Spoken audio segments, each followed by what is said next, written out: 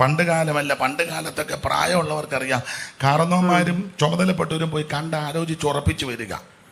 അതെ, ഇപ്പം അതൊന്നും പറഞ്ഞാൽ ഏക്കുകയല്ല. ഇപ്പം പിള്ളേർ തന്നെ എല്ലാം കണ്ട് ഉറപ്പിച്ച് എല്ലാം റെഡിയാക്കി അവരാ വരുന്നത്. പിന്നെ ചില പിള്ളേർ നല്ല പിള്ളേരാ, അവർ വന്ന് പറയും, പാപ്പ മാർച്ച് 12 കല്യാണം, നിങ്ങൾക്ക് വരാൻ ഡേറ്റ് വല്ലോ അങ്ങനെ വല്ലോ ചോദിച്ചാൽ വലിയ മഹാഭാഗ്യം, അന്നേരം പൊക്കോണം. അല്ലെ അതും കൂടാനൊക്കുകയല്ല. വല്ലാത്തൊരു കാലമാണ്.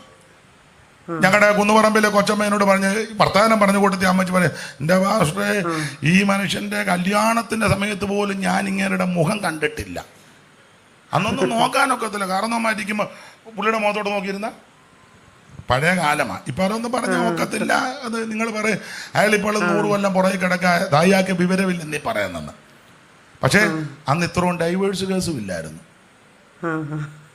ഇന്ന് മുഖം കണ്ടു, സ്തോത്രം, പോട്ടെ ഒന്നും പറയുന്നില്ല ഞാൻ. മുഴുവൻ പ്രശ്നമാണ്. ബോധിച്ച പോലെ അല്ല, സഭയ്ക്കകത്തും ബോധിച്ച പോലല്ലേ. സഭയ്ക്കകത്തും ഇപ്പം ബോധിച്ച പോലെ. തോന്നുമ്പോ മരിക, തോന്നുമ്പോ ഇറങ്ങി പോകുക, ഇഷ്ടമുണ്ട് കൈയടിക്കുക, ഇല്ലേ കൈയടിക്കാതിരിക്കുക, സ്തോത്രം പറയാൻ താല്പര്യമുണ്ട്, ഇല്ലേ ഇല്ലാതിരിക്കുക, തിരുമേശ കൊണ്ടുവരുമ്പോൾ ഇഷ്ടമുണ്ട് എടുക്കുക, ബാക്കി വരുന്നത് പാസ്റ്ററും സെക്രട്ടറിയും കൂടി ഇരുന്ന് മിക്കവാറും എനിക്കൊന്ന് ഷുഗർ കൂടാൻ കാര്യം ഇതാണെന്ന് തോന്നുന്നത്. ഈ ബാക്കി വരുന്നതല്ല. കഴിഞ്ഞ ദിവസം ഒരാളെ കണ്ട് നിന്ന് കുടിക്കുക. കാരണം ഇത് ബാക്കി കളയാനോ പോകും. എനിക്കൊന്ന് അങ്ങനെയൊക്കെ ആ ഷുഗർ പിന്നെ കൂടുന്നതാണോ എന്ന് എനിക്കൊരു ചിന്തയില്ലാതില്ല. Subscribe and follow me.